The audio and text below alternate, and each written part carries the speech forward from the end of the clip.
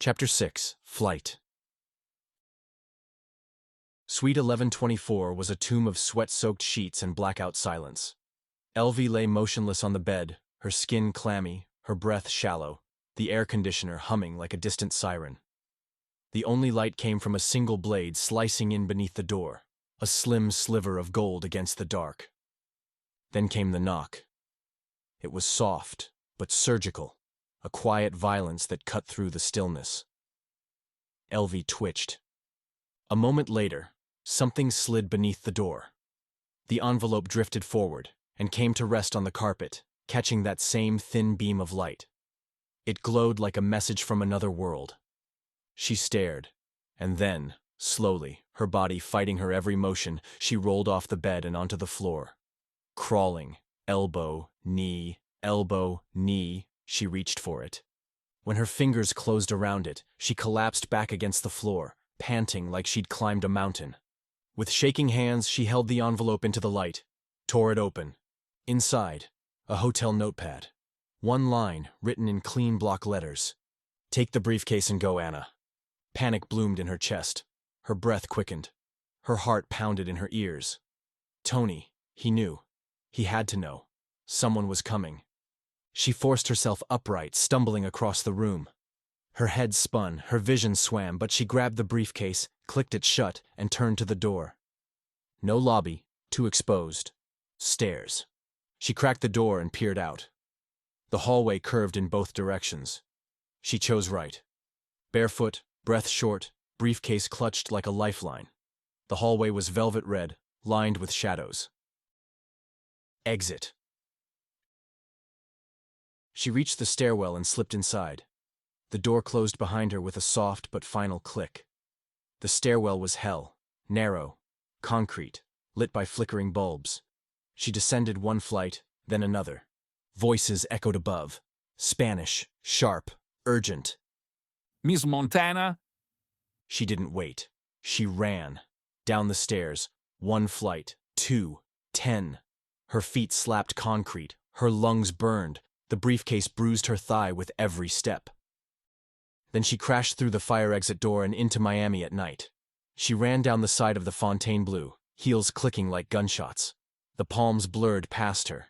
Hotel lights swept the pavement. Headlights, a cab. She flung her arms up. Hey, hey! The cab braked hard. She dove in. Airport, fast!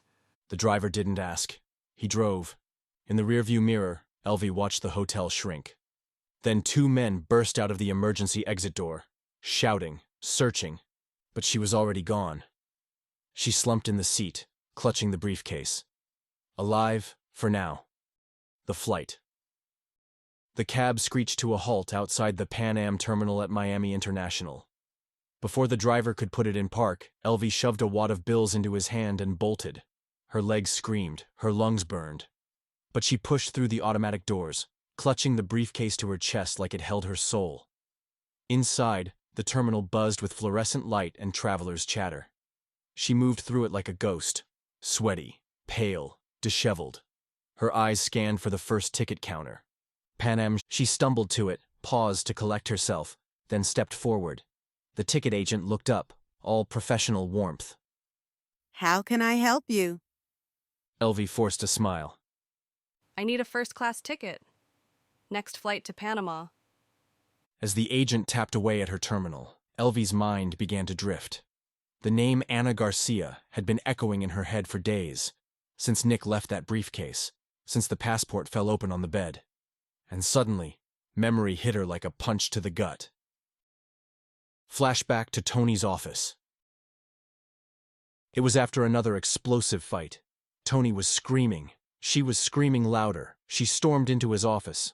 Coke still fresh on the glass desk, cigar box half open, the same gold chain she used to wear now buried under bills. She snorted a line to calm her nerves. That's when she saw it. A document. A wire transfer receipt to a bank in Panama under the name Anna Garcia. Then a passport application, her picture. That same name. She flipped through the papers, heart pounding. Banco Nacional de Panama, account 1187654. She memorized it between lines of coke. She didn't know why. Not then. But now. Back at the airport, the agent handed her a ticket. Gate 16, boarding in 10. Elvie nodded, thanked her, and made her way through security. The briefcase was never checked. No one asked questions. Not for first class. 4 hours later. The cabin lights glowed a dim golden amber, soft halos spilling across the heads and shoulders of weary passengers. The hum of the engines had softened now, replaced by the rustling of bags being pulled from overhead compartments, the click of seatbelts, and the low murmur of disembarking travelers. Elvie sat motionless, her body slumped in the window seat, head tilted toward the glass, eyes closed but restless.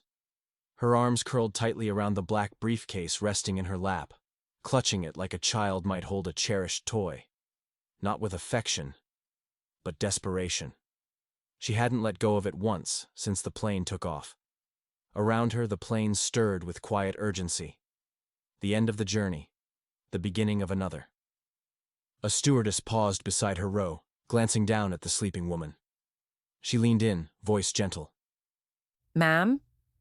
No response. She tried again, slightly louder this time. Miss Garcia? Still, Elvie didn't stir. The stewardess placed a firm but careful hand on her shoulder and gave it a deliberate shake. Elvie jolted awake. Her eyes snapped open, wide, glassy, and searching. For a moment she was somewhere else. The haze of sleep and trauma hadn't yet cleared.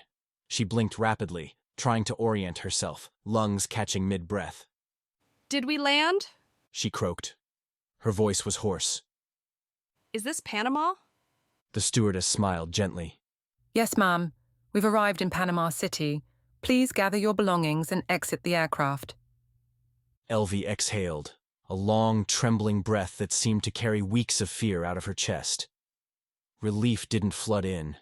It slipped quietly through the cracks like warm water, small, brief, but real. She straightened in her seat and wiped at her face with the back of her hand. Then her grip on the briefcase tightened once more, as if afraid it might vanish. No more running. Not for now. With slow, cautious movement, she rose from her seat and stepped into the aisle, her legs stiff but willing. Ahead, the door of the plane stood open. Beyond it, Panama. And whatever waited next.